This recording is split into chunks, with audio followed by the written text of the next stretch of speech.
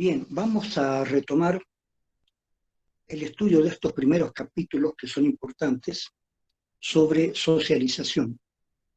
¿Cómo es que nosotros nos integramos en una sociedad? Generalmente se supone que todos los seres humanos buscamos la compañía de los semejantes. ¿Y por qué la buscamos? Por necesidad. Sabemos que al principio, cuando somos niños, tenemos necesidad de protección, necesidad de que alguien nos guíe, necesidades de alimentación. Entonces todo esto hace que desde niños aprendamos la dependencia de otros, la dependencia de padres, de la familia en general. Cuando crecemos hay también una cierta necesidad de los amigos. Cuando tú estás en un lugar que no conoces, tratas de hacerte amigo de alguien para que a partir de ahí tengas un apoyo para poder conocer a las otras personas que no conoces. Entonces siempre los primeros amigos son puntos de apoyo para poder enfrentar una sociedad relativamente desconocida. Pasa en la escuela, en el colegio, en la universidad. Y ahí nosotros aprendemos a tener amigos. O a veces puede suceder que nos alejemos de algunos y aprendamos a tener otros amigos. Pero de una forma o de otra vamos ampliando nuestro entorno. Pero siempre necesitamos un entorno para lo que sea, para aprender, para sociabilizar, en el sentido de adaptarse a una sociedad, sea cual sea. Hay sociedades muy diferentes, hay sociedades más pequeñas, más grandes. Evidentemente, en las sociedades muy grandes y muy comunicadas, como en Occidente, en Europa, en Estados Unidos, parte de Latinoamérica, a veces es más difícil la comunicación, ¿no es cierto?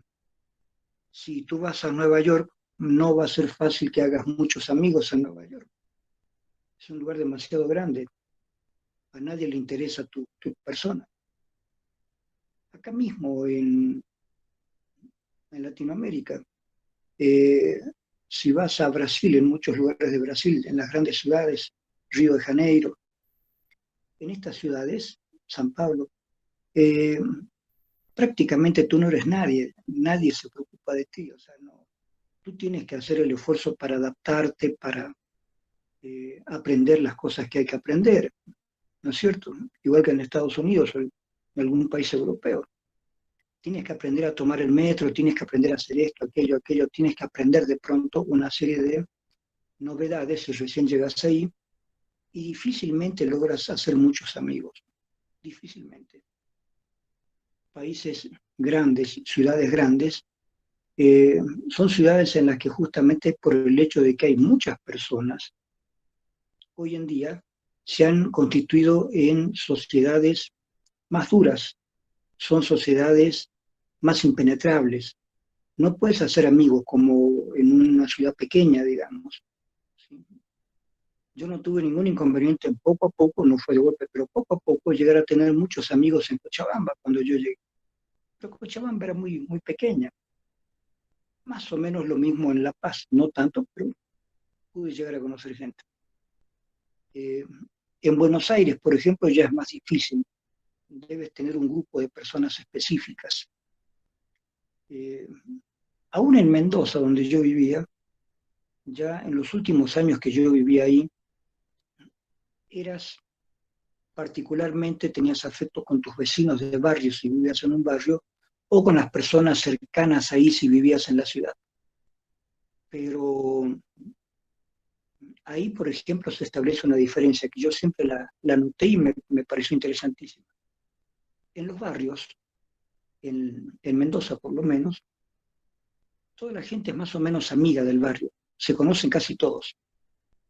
Y la costumbre que había, no sé si continúa todavía, es que toda la gente deja las puertas abiertas.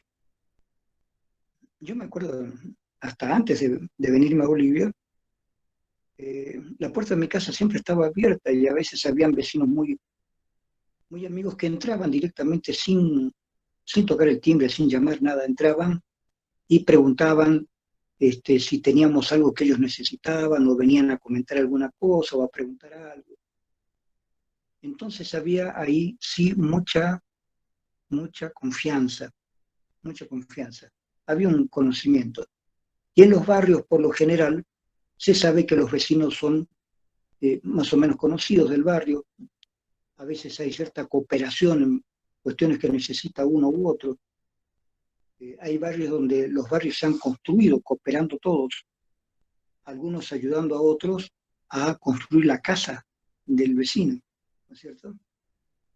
Entonces, en esos lugares relativamente pequeños, donde la gente más o menos se conoce, eh, ya en esos lugares todavía hay una posibilidad de sociabilizar o socializar de manera más rápida, más atenta. Pero, repito, en los lugares ya muy grandes, en lo que se suelen denominar las urbes o las grandes urbes, las grandes ciudades, pues allí no es tan fácil socializar, no es tan fácil. Entonces allí la gente debe andar con cuidado. La socialización se da en lugares específicos, colegios, lugares de trabajo, y aún así no es tan fácil. Ustedes deben conocer historias o ver películas o leer historias de chicos que a lo mejor la han pasado mal en el colegio, han sufrido lo que se ha dado en denominar bullying, ¿no es cierto? Entonces vean cómo esto de la socialización no es tan fácil. No es cuestión de decir yo vivo aquí a la vuelta, todos me conocen, no. El bullying se suele dar entre personas conocidas en el colegio que eligen a alguien que no les gusta y tratan de excluirlo de todos los grupos. Y a veces se pasa a actos de violencia. Entonces, cuidado, no es que sea fácil la socialización, no es fácil, pero la necesitamos justamente por eso. Entonces necesitamos tener un grupo, pensando que es un grupo inclusivo, eh, un grupo en el cual nos podamos sentir bien. Y ese grupo nos va a ayudar a socializar, a diferencia de otros grupos que no los conocemos, que son de otra categoría o de otra clase de chicos eh, que tienen otras afinidades. Por lo tanto, esto de la socialización no es nada fácil, ¿sí? Me parece que en algunos aspectos el libro tiende a hacer parecer la socialización más fácil de lo que en realidad es. Pone el libro las dificultades que hay, pero también se resalta el hecho de que esto indudablemente es necesario para todos los seres humanos. Necesitamos socializarnos, ¿no es cierto? No podemos vivir aislados. Poca gente se da el lujo de vivir aislada y sobrevivir, ¿no es cierto?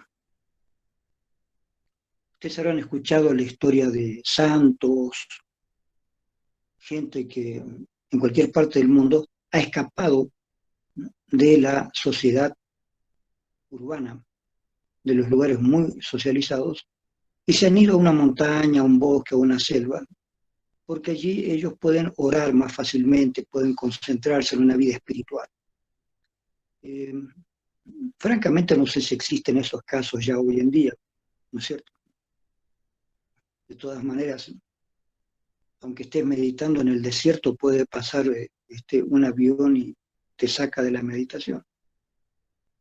Eh, pero eh, yo creo que a medida que hay más gente en este mundo, a medida en que se amplía la cantidad de habitantes del mundo, la socialización es cada vez más difícil.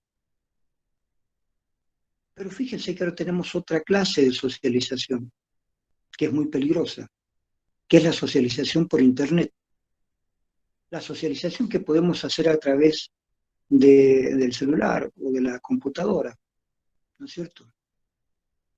Podemos ir a algún grupo o podemos ir a algún sitio, vemos personas, nos unimos, tal persona desearía unirse, lo cual es mentira. Sacan fotos y te dicen, tal persona quisiera ser tu amigo. Mentira, no quiere ser tu amigo, no tiene la menor idea de que está su foto ahí y se quiere unirse contigo. Mentira, no quiere unirse con nadie. Está ahí su foto y listo. Yo, por ejemplo, no quiero unirme con nadie más, o sea, con la gente que tengo ahí este, en WhatsApp, en Hotmail, con la gente que tengo más o menos por ahí reunida, suficiente, o sea, no necesito más amigos de los que ya tengo. Eh, ¿Con cuánta gente podrías diariamente, dialogar? No puedes dialogar con 100 personas al mismo tiempo todos los días. Ahora, siendo profesor, uno tiene la obligación de dar clases con los estudiantes, pero no dialogas con todos los estudiantes todo el rato, todos los días. Puedes tener 400 estudiantes, 600 estudiantes, pero no puedes dialogar. Das tu clase y si alguien hace una pregunta, dialogas unos segundos. Nada más, nada más. Yo no podría conocer bien a todos los alumnos que hay en la carrera siquiera. ¿Sí? Algunos que todavía no han sido mis alumnos, otros que en este momento son, no los tengo en cuenta todos, no.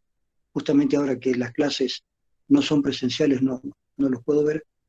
Y los que ya han sido mis alumnos, ya han crecido, están en otra cuestión, no tienen por qué ocuparse de mí, no van a ir a buscarme, salvo que haya alguna necesidad de consultarme algo por las materias que yo doy, o consultarme algo que ellos no recuerdan de algún tema, o que nos encontramos simplemente en la universidad, porque nos encontramos todos y dialogan unos minutos conmigo, pero nada más. Las personas con las que sí podríamos estar permanentemente son nuestros familiares.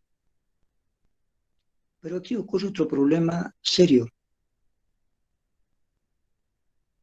Nosotros nos cansamos de los familiares. No hay nada que diga que nosotros podemos soportar bien a nuestros familiares. No hay ninguna aclaración al respecto en ningún libro. Más bien, podemos pensar cosas que podrían ocurrir y que ocurren, que tengamos problemas con nuestra propia familia. ¿Por qué? Porque llega un momento en que nos conocemos mucho con la familia. Entonces las personas llegan a tener ideas muy precisas sobre, digámoslo así, virtudes y defectos de los otros. Aceptamos sus virtudes, pero no sus defectos. Y en la medida en que esto continúa, en la medida en que esto se repite, nosotros vemos que no podemos cambiar a las personas. Tú no puedes cambiar a tu papá, a tu mamá, a tu hermano. Cuando seas mayor, te das cuenta que no puedes cambiar a tus sobrinos, a tus primos, a tus hijos. No puedes, es decir, se van formando estructuras de personalidad. Y esas estructuras de personalidad persisten durante años. Claro, forman parte de la personalidad final de la persona. Claro. ¿Cómo lo vas a cambiar? Si la persona ya ha adquirido esos rasgos de personalidad, gracias justamente a todos esos estímulos. Tú no quieres que tu hermano se parezca a su papá, pero si tu papá es el mismo papá de él y es posible que tu hermano tenga rasgos también de tu papá, ¿por qué no? O de tu mamá, o de tu tío. Si justamente esas personas cercanas, las personas de la familia, son las personas importantes, a partir de las cuales uno aprende a hablar incluso.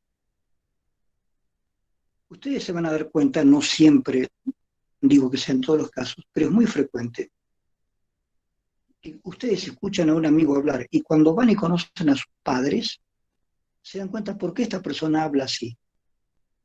Hay una manera de hablar que la descubres cuando conoces a los papás de tu amigo, ¿sí? A la familia de tu amigo. Escuchas un dejo, incluso un tono de voz que lo vaya a asimilar. Tú dices, mi amigo habla así porque su papá, su mamá, su tío tienen más o menos este tono de voz, esta forma de hablar. Yo he descubierto algunas cosas en mi forma de hablar de vez en cuando, en algunas frases, a un tío que tuve que yo lo quería mucho, este tío. tío que me regalaba libros, que sabía de cine, que sabía de todo. Y para mí, afectivamente, este tío era más importante que mi padre. Mi padre era un hombre bastante serio. Pero este tío, este hermano de él, era el tío un poco más bonachón, el tío más dialogador, el tío con el cual yo salía más frecuentemente al cine, a las librerías, a esto. El tío que me regalaba libros, ¿sí? Y que me enseñaba cine, que compraba algún libro y me hablaba de ese autor, yo aprendía. Entonces es lógico que en la relación con alguien, uno inconscientemente va adoptando formas de pensar, de hablar, de mirar, de caminar, de esa persona con la cual tú te identificas un poco. Todo esto es bien conocido. Pero lo que tenemos que entender con esto es que la socialización es un proceso importante que conlleva ciertas peculiaridades. Y una de ellas es el de finalmente necesitar de otros y parecerse a otros. No solamente los papás. Uno puede parecerse sin darse cuenta a un amigo mayor que tuvo. Tú le copiabas todo a ese amigo mayor. Considerabas que ese amigo mayor era tu guía, digamos, como tu hermano mayor. Entonces adopta formas de hablar, formas de pensar, formas de reír, y no te das cuenta. Después te das cuenta. Pero bueno, todo eso va formando la personalidad. Eh, no vamos a entrar acá en una cuestión psicoanalítica ni clínica, pero la personalidad de una persona parecería que hasta cierto punto está formada con pequeños trozos de la personalidad de las otras personas que conoció. Formas de hablar, formas de mirar, formas de reír, formas de sentarse, formas de reaccionar ante determinados aspectos de la realidad. Todo eso no lo hemos podido inventar, todo eso no lo hemos podido hacer solos. Alguien estuvo en nuestro horizonte cuando pasaron cosas y esas personas reaccionaron. Y nos enseñaron a nosotros también cómo reaccionar, incluso cómo reír, ¿no es cierto?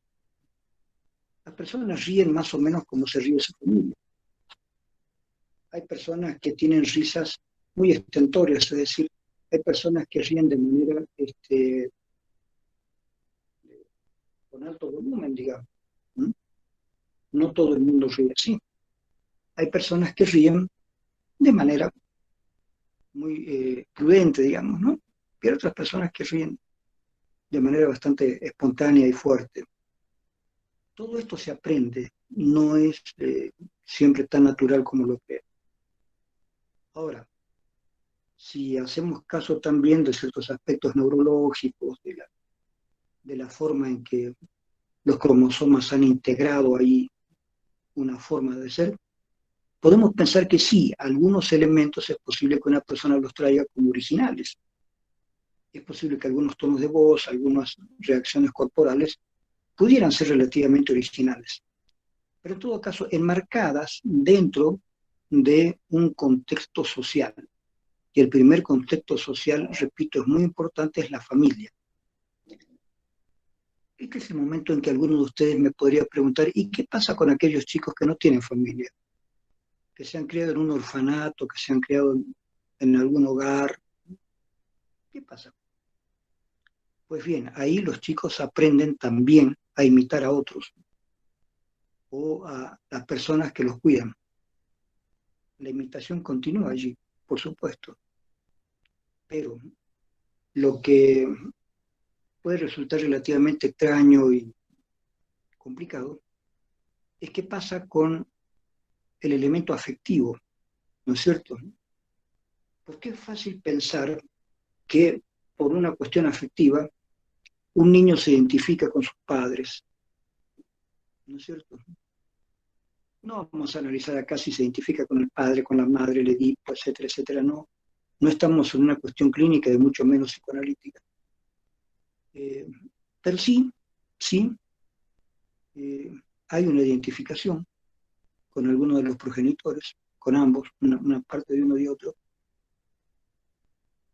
No es dable esperar que un niño, por ser niño, se identifique solamente con su padre. Hay aspectos también de la madre que están incluidos en todo hombre y aspectos del padre que están incluidos en toda mujer. Pero la pregunta es, ¿qué pasa con los niños que no tienen familia, que están criados en algún hogar X? Eh, bueno, allí es necesario estudiar con mucha atención cómo está estructurado ese hogar, esa institución, cómo se estructura, cómo tratan a los chicos allí, cuáles son las normas que se siguen, cuáles son los cuidados que tienen con los chicos que están allá internos en situación de orfandad. Y ahí los pronósticos no son claros, no son claros. No sabemos qué va a pasar, no sabemos cómo va a influir esto allí. Eh, de todas maneras, una aclaración que es importante. Cuando se habla de sociópatas, por ejemplo, patos significa enfermedad, ¿cierto? Es decir, sociópata, psicópata, neurópata, es lo mismo. Entonces, patos significa enfermedad. Es decir, un sociópata quiere decir que tiene una enfermedad social, es una persona que no se adapta a la sociedad. ¿Por qué podría suceder? Pero ojo, aquí una aclaración importante. Un sociópata no lo es porque se haya creado en un hogar, porque haya sido adoptado o haya sido abandonado en un hogar o haya vivido en la calle. Hay muchos ejemplos de chicos que han vivido en la calle, en hogares, y sin embargo han podido, no todos obviamente, pero han podido llegar a una situación de normalidad, si es que podemos llamar normalidad entre comillas, a una cierta normalidad, a una cierta adaptación a la sociedad en la cual se vive, ¿no es cierto? Nosotros decimos que un ladrón, un asesino, personas acostumbradas a vivir en la violencia, son personas con alguna psicopatía, pero también se suele hablar de sociopatía. Y esta sociopatía puede también provenir no necesariamente de factores genéticos, sino de factores sociales. Hay que ver a qué estímulos estuvo esa persona asociada. Hay una película ya antigua, está basada en una novela, sería bueno que lean la novela también, que se llama La Naranja Mecánica. Allí vemos un tipo realmente psicópata, criminal, y este individuo, tal como está relatado en la película y en la novela, es un individuo que siempre piensa en hacer daño y piensa solamente en su propia satisfacción. Le suceden muchas cosas, pero al final él logra ganar siempre. Es decir, la gran, la gran verdad que intenta poner el autor de esta novela es que vivimos en una sociedad enferma o en una sociedad injusta o en una sociedad imperfecta que produce sociópatas, que produce psicópatas, que produce personas que, criadas dentro de la misma sociedad, son contrarias al funcionamiento normal, diríamos, de la sociedad. Llamamos un comportamiento normal el de una persona que no tiene necesidad de matar a otra. Aquí este muchacho junto con un grupo, una banda, eh, cometen varias acciones agresivas contra otras personas, eh, violan a una mujer casada, al marido lo atan, a la mujer la violan. Eh, después de muchos años, el principal de ellos, el que está relatado con especificidad en la novela, él finalmente por una serie de cuestiones llega otra vez a la casa esa, y el dueño de la casa lo reconoce. Pero mientras tanto habían hecho una prueba con este muchacho. Cuando estaba en la cárcel, hicieron una prueba con él. La prueba era que él sea eh, inmune o contrario a ciertos estímulos, contraestímulos que le pusieron cuando estaba en la cárcel. Él quiso ser parte de un experimento. El experimento consistía en que estaba atado en una silla, en un sillón, no podía moverse, ni siquiera podía mover la cabeza. Sus ojos estaban abiertos con dos ganchos que le impedían cerrar los ojos, le ponían gotas y lo obligaban a ver películas donde había violencia y música. Desgraciadamente por ahí aparece la música de Beethoven, que a él le gustaba Beethoven, dice, no, Beethoven no, por favor. Pero bueno, queda finalmente ligado a que cada vez que hay una escena de violencia, como le daban también una droga para que se indisponga, cuando había una violencia o una posibilidad de que él sea violento, él se indisponía. Entonces, esta terapia de reflejos condicionados, esta terapia así, conductual muy dura, hace que este individuo se indisponga cada vez que quiere ser violento. Pero eso no le sirve de mucho, porque después sus propios compañeros, que se volvieron enemigos de él, aprovechan eso para pegarle. Él va, desgraciadamente, a la casa del esposo de la señora que habían violado y que había muerto. Él lo reconoce y le hace daño también. En fin, es una persona casi destinada a sufrir el daño que él había infligido. Pero finalmente, lo salvan bien el propio ministro del Interior de Inglaterra, suponemos así, en Londres, y se hace cargo de él, porque él había sido un experimento del gobierno, y por lo tanto eso lo convierte en una persona privilegiada. El gobierno no puede esperar que ese experimento fracase, ¿no es cierto? Entonces el individuo sigue siendo el mismo sociópata de siempre. En realidad, íntimamente, él no es mejor. No es mejor. Eh, pero la intención del novelista es proponer que vivimos en una sociedad violenta y que las personas muy violentas son producto de esta sociedad. Y raramente esas personas podrían curarse porque tendrían que seguir viviendo en esa sociedad y esa sociedad sigue siendo violenta. Entonces como que hay un círculo ahí difícil de romper. La violencia ya está en la sociedad y las personas violentas son solamente los resultados X de esa sociedad violenta.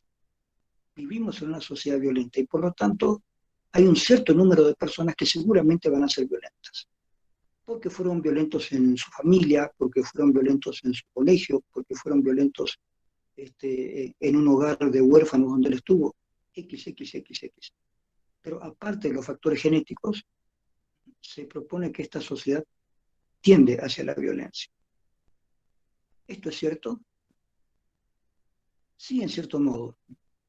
Fíjense que todavía vivimos en una sociedad eh, que esto también lo vamos a estudiar obviamente, una sociedad que acepta los extremos de la discriminación. Discriminamos a otras personas por su color, por su situación económica, por su cultura, por su religión. Y estas discriminaciones son muy fuertes y causan mucho daño.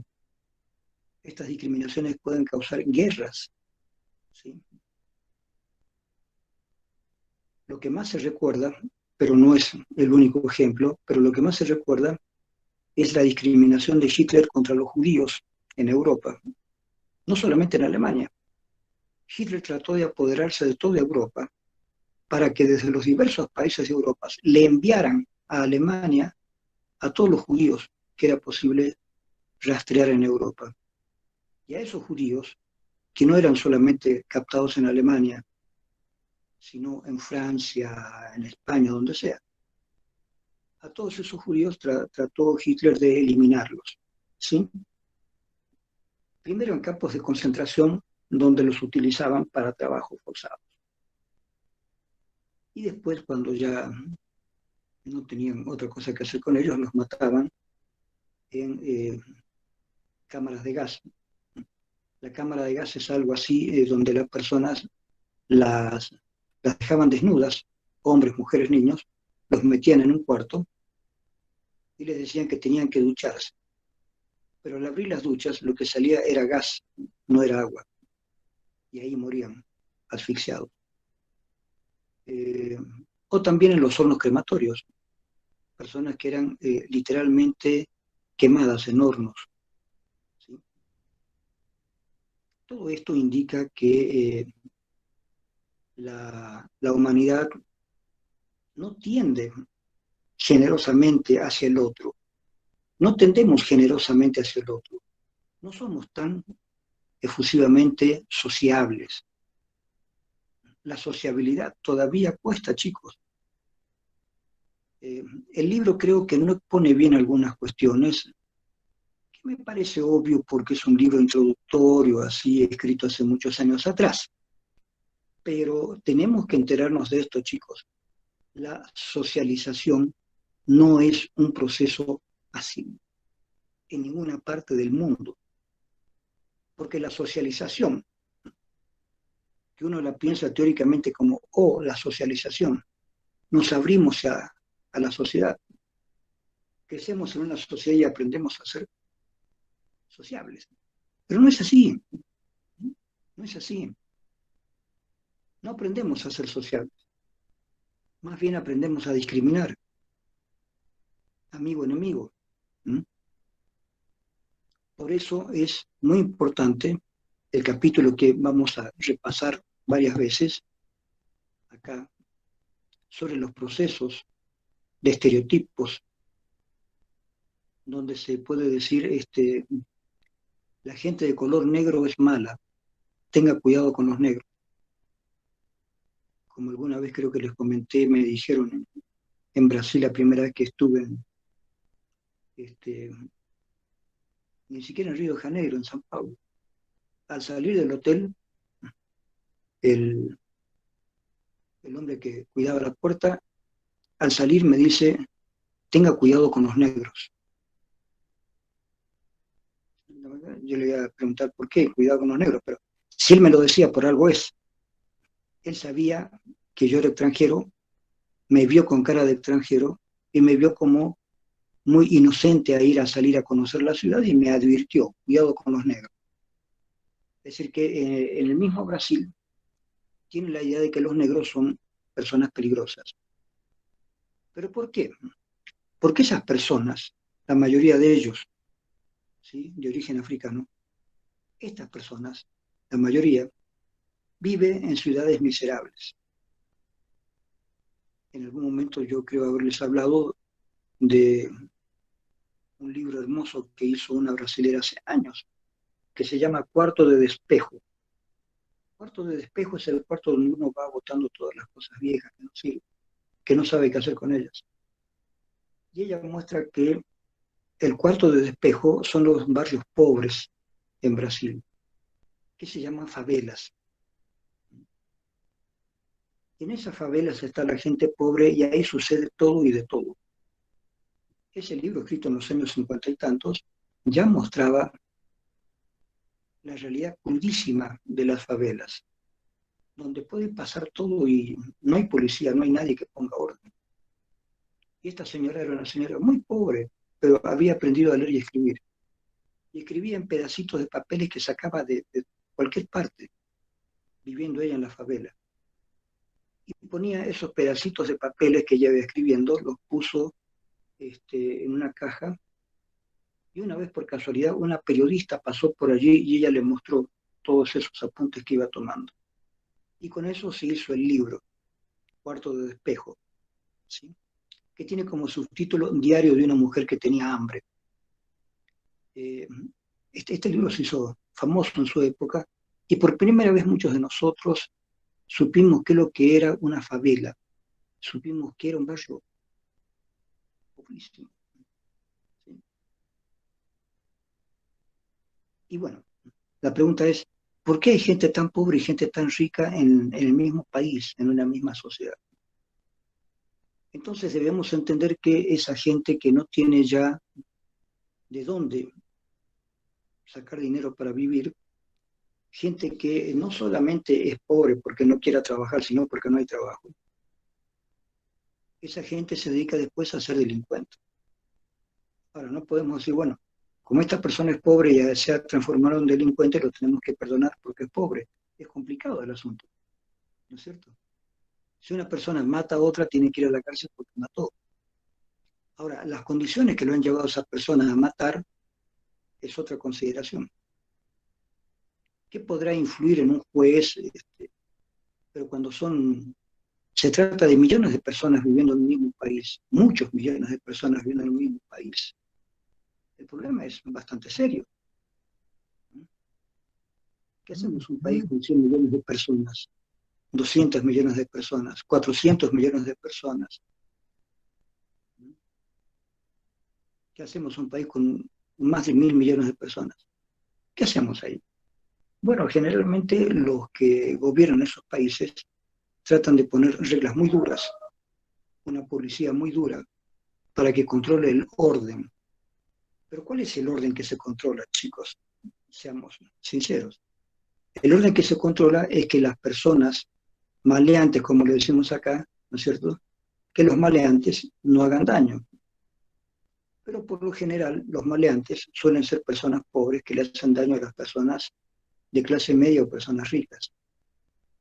Y ni siquiera tanto las personas ricas, porque las personas ricas generalmente viven en barrios muy específicos, eh, con policía propia, muy resguardados.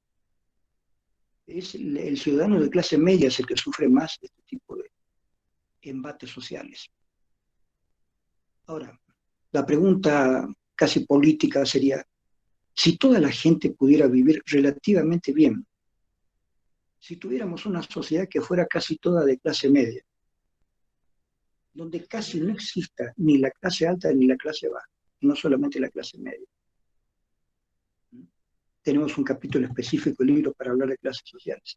Entonces, un mundo hecho, un país hecho de gente de clase media, sería más sociable, la gente más tratable, sí, claro que sí.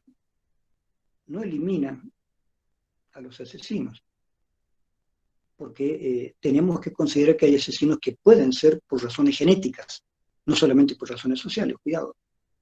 Hay asesinos que lo son por razones genéticas, hay algún problema en su cerebro. Pero en muchos países europeos se ha llegado a esta especie de equilibrio relativo, social-económico, en países nórdicos, Noruega, Suecia, países escandinavos. Muchos de esos países se ha logrado un cierto equilibrio socioeconómico y allí tienen bastante paz social.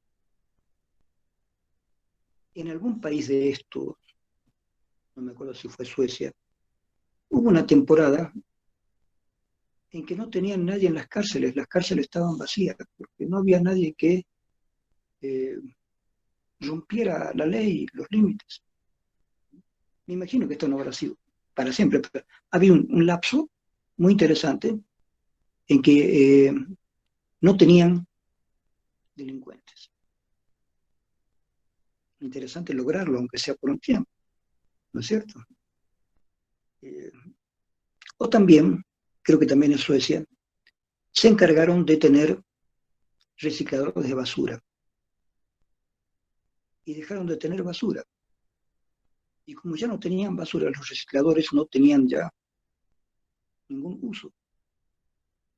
Entonces aceptaron reciclar basura de otros países, ¿sí? Porque en su país ya no había basura. Habían hecho todo un proceso educativo como para que cualquier cuestión se recicle o que se pueda fácilmente eliminar. Por lo tanto, existe sí la posibilidad de que un país sea más ordenado, tenga menos violencia social. Hemos visto de que sí existe la posibilidad, pero eso implica un trabajo muy largo de una estructura socioeconómica diferente, una estructura socioeducativa diferente, ¿no es cierto? En Estados Unidos es un país demasiado grande, muchos millones de personas. Y allí existen todavía las malas opciones de diferenciación social, diferenciación cultural. Los afroamericanos todavía sufren en Estados Unidos. Todavía hay gente blanca que quiere matar a los afroamericanos. Es negro, es peligroso, hay que matarlo. Todavía hay gente así.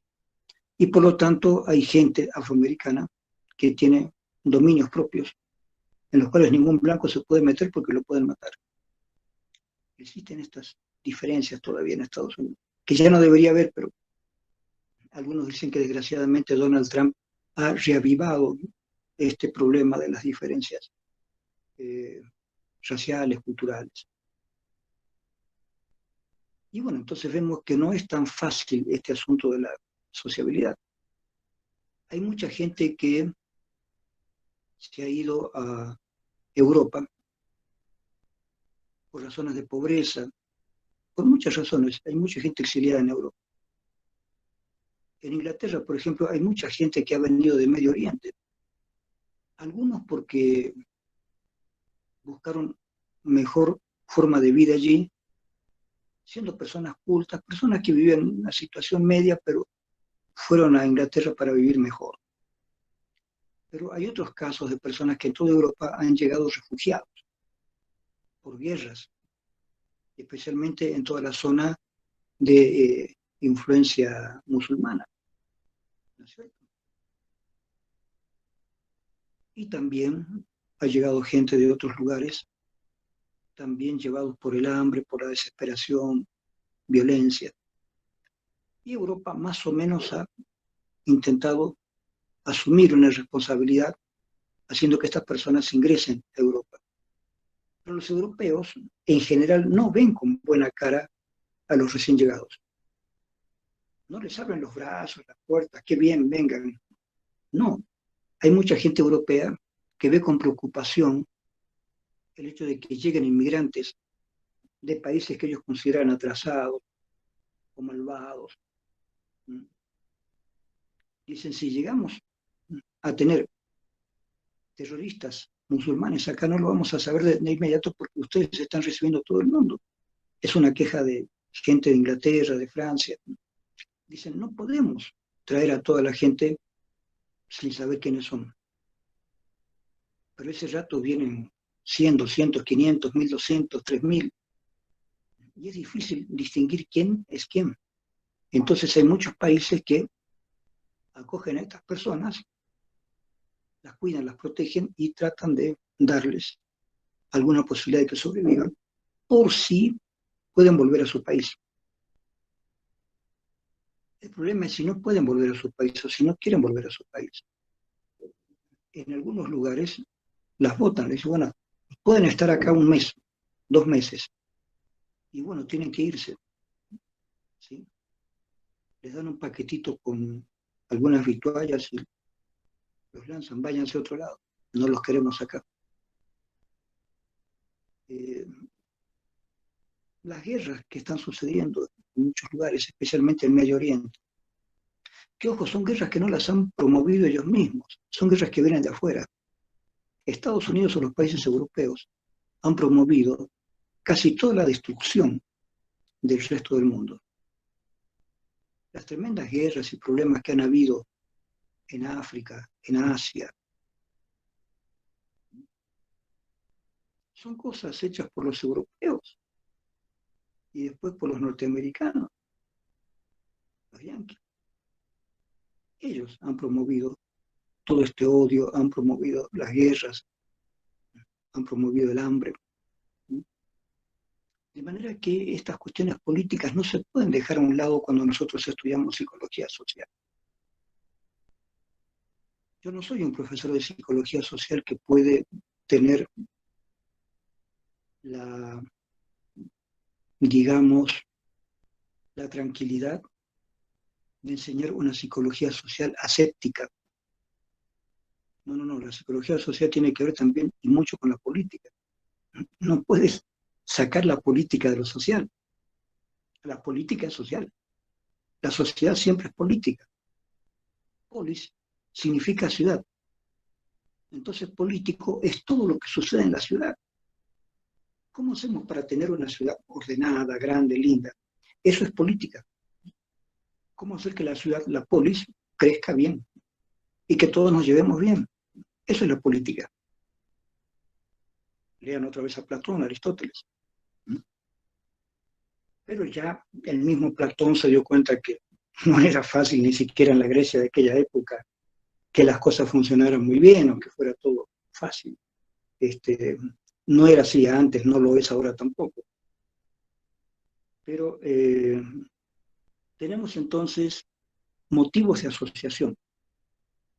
No solamente son motivos de asociación, yo diría, partamos de la necesidad de asociación.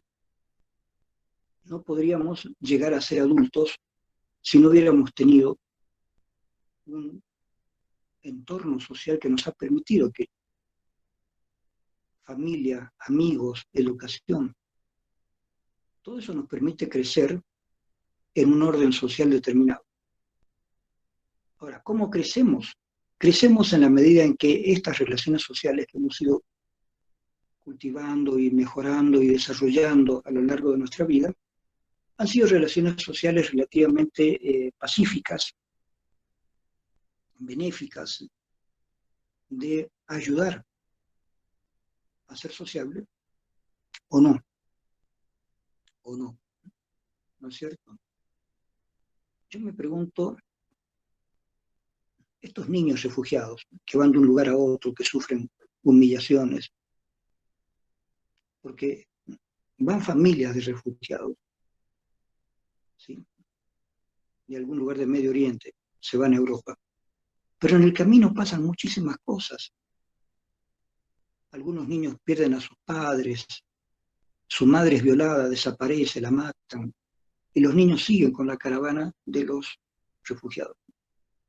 Esos niños a su vez son violados, son maltratados, llegan a Europa, pero en Europa no sabemos qué es lo que les va a pasar porque son niños sin familia, son niños huérfanos.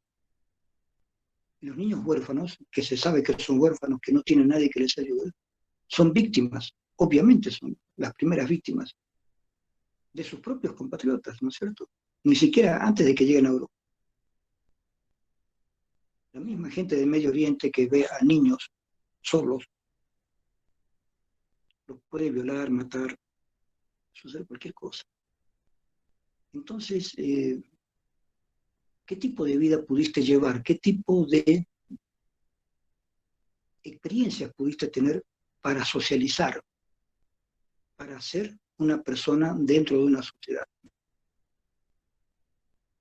Entonces ustedes deben darse cuenta que si ustedes son alumnos de la universidad y yo soy el docente de una de las materias y estamos pudiendo todavía socializar, quiere decir que hemos tenido familias relativamente bien estructuradas, que nos ha permitido, nos ha dado una base para poder estructurar una personalidad y más o menos manejarnos en una sociedad relativamente estable. Hace muchos años lo más peligroso eran los golpes de Estado. Se perseguía a cualquier persona que tuviera ideas revolucionarias. Los perseguían, los maltrataban, los torturaban o los mataban. Desaparecían. Hasta que se terminó la época de los regímenes militares en Latinoamérica y vino la época de los gobiernos democráticos, la mayoría de los cuales fueron bastante malos, hasta que llegó el socialismo del siglo XXI, donde pareció que había una especie de revolución pacífica, revolución democrática, digamos, ¿no? Que eso incluye a Kirchner en Argentina, Lula en Brasil, Evo Morales en Bolivia, Correa en Ecuador, etcétera, etcétera, y también Venezuela. Pero todo esto también tiene sus ciclos. Hay ciclos donde la gente se cansa de que la gente esté mucho tiempo gobernando, que fue lo que pasó acá en Bolivia, está pasando en Venezuela, pasó en Brasil, ¿no es cierto? Pasó en Ecuador con Correa. Por más bueno que sea un gobernante, si el gobernante está mucho tiempo, La gente se cansa, la gente dice, no queremos otro gobernante. Pero este es el bueno, no, no importa, queremos otro aunque sea malo, queremos otro. Basta. En eso nosotros podemos ver tal vez la idea que nosotros tenemos desde niños, de no querer ser sojuzgados ni por nuestros padres, ni por nuestros tíos, ni por nuestros profesores, por nadie. Entonces hay una rebeldía interna en la mayoría de las personas que forman una sociedad. Nadie quiere ser sojuzgado, nadie quiere aguantar mucho tiempo a alguien, a menos que obtenga algún beneficio. Si hay algún beneficio, bueno, apoyamos, no importa el tiempo. Pero si hay personas que sienten que no hay tales beneficios, eh, se enojan y tratan de rebelarse contra esa autoridad que parecería eternizarse en el poder.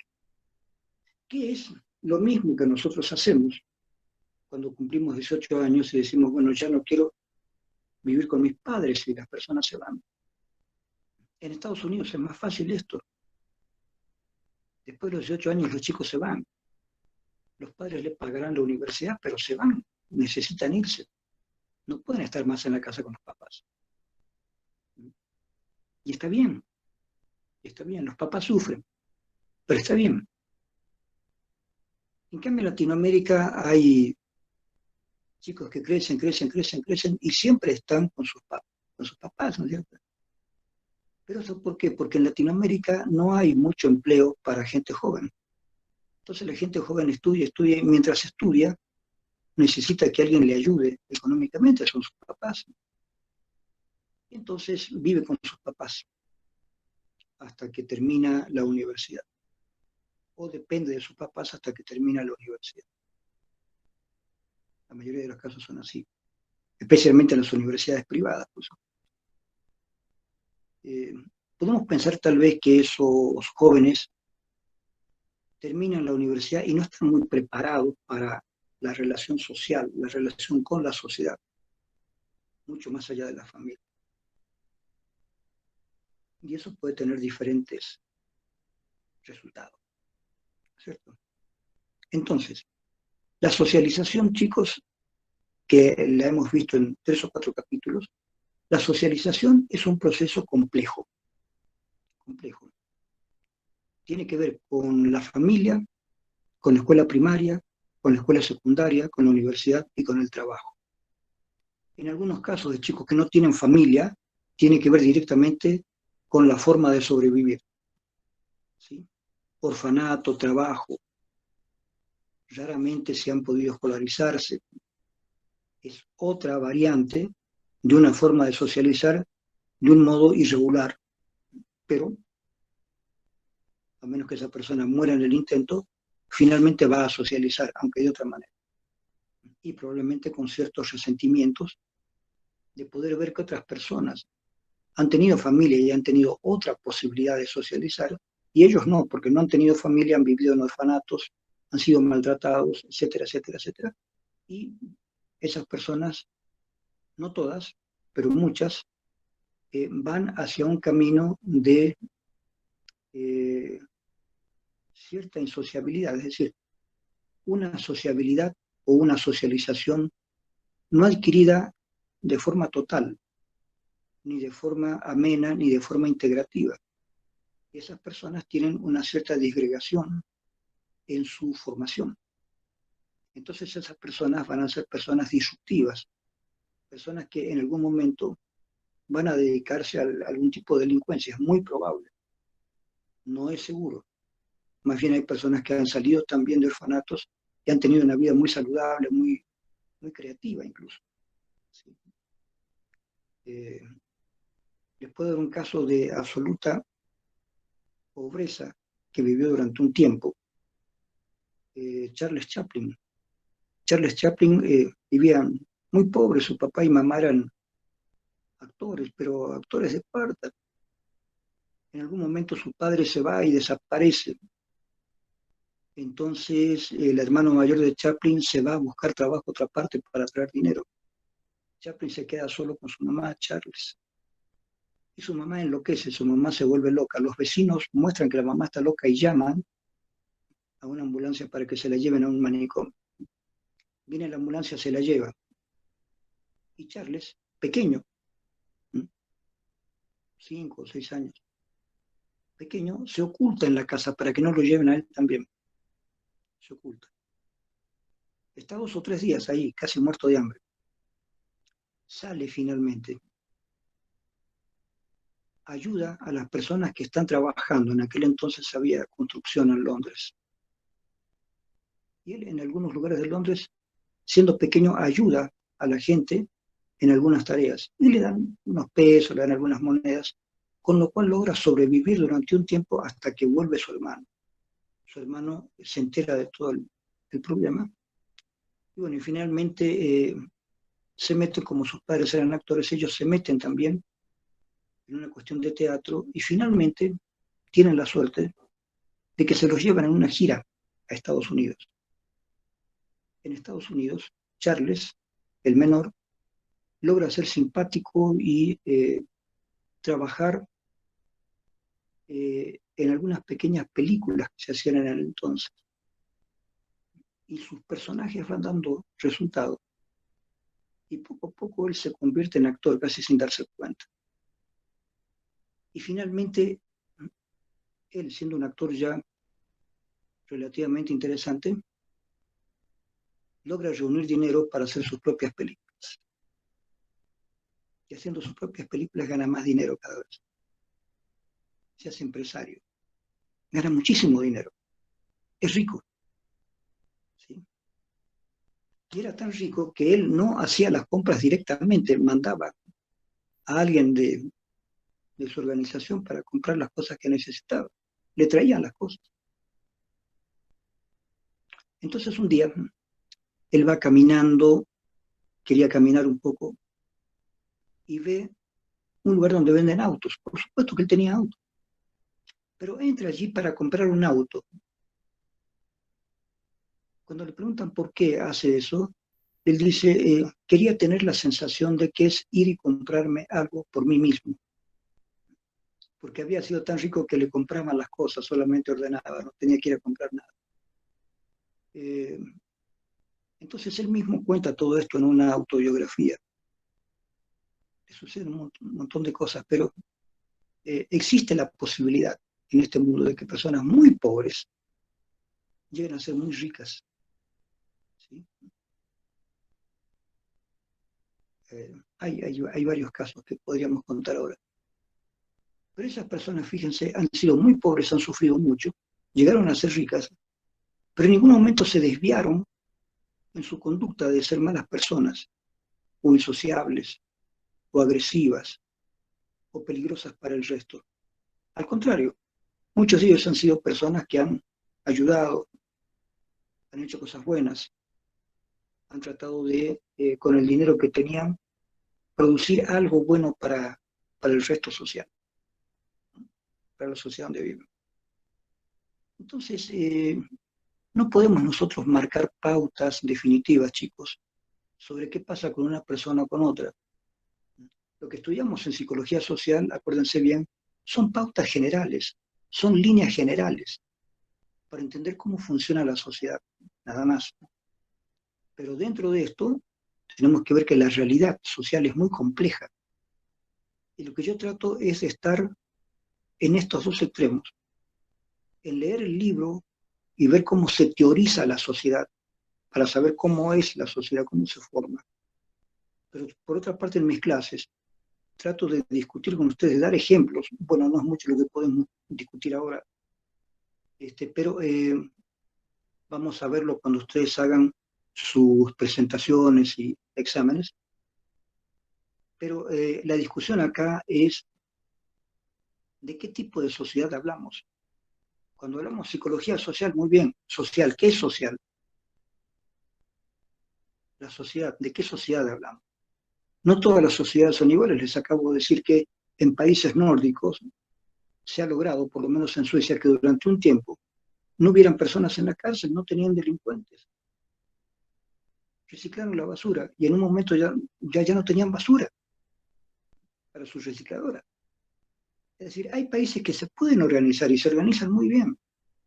Esto durará unos años, no pienso que todo esto sea permanente, no hay nada permanente, pero sí se puede lograr que una sociedad se organice y tenga el mínimo de violencia, el mínimo de problemas sociales.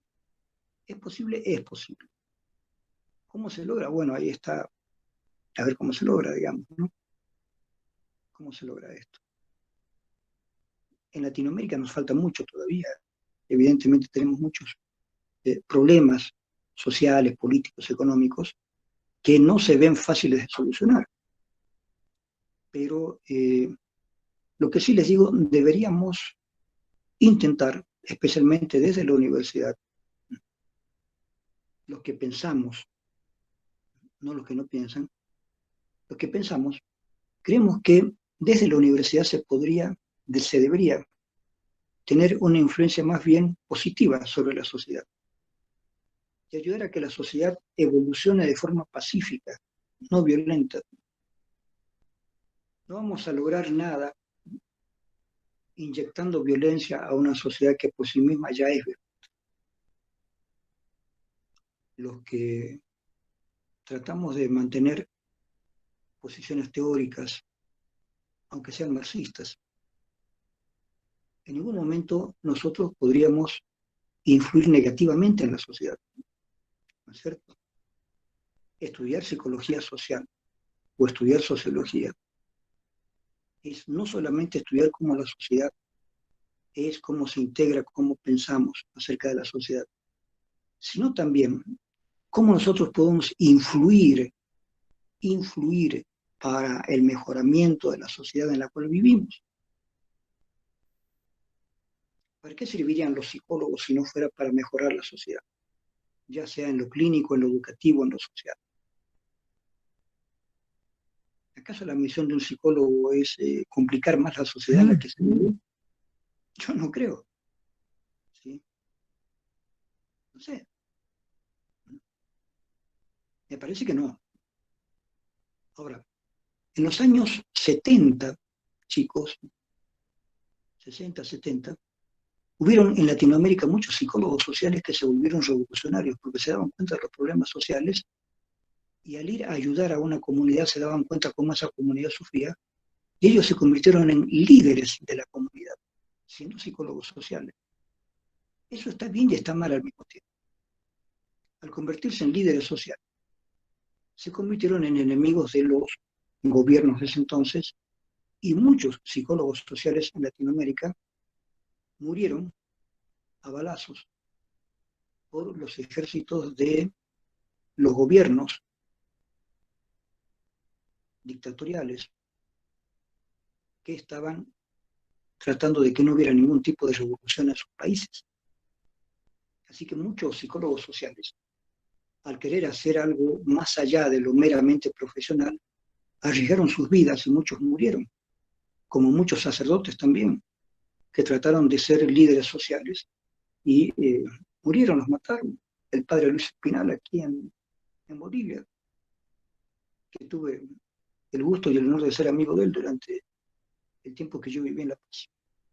Entonces, ojo, la psicología social, más que ninguna otra, también puede tener en un momento determinado, como lo tuvo en los años 70, 60 y 70, podría haber tenido su momento de peligro. Si el psicólogo social quiere ser un transformador social, allí el psicólogo social deja de ser solamente un psicólogo social para comprometerse políticamente.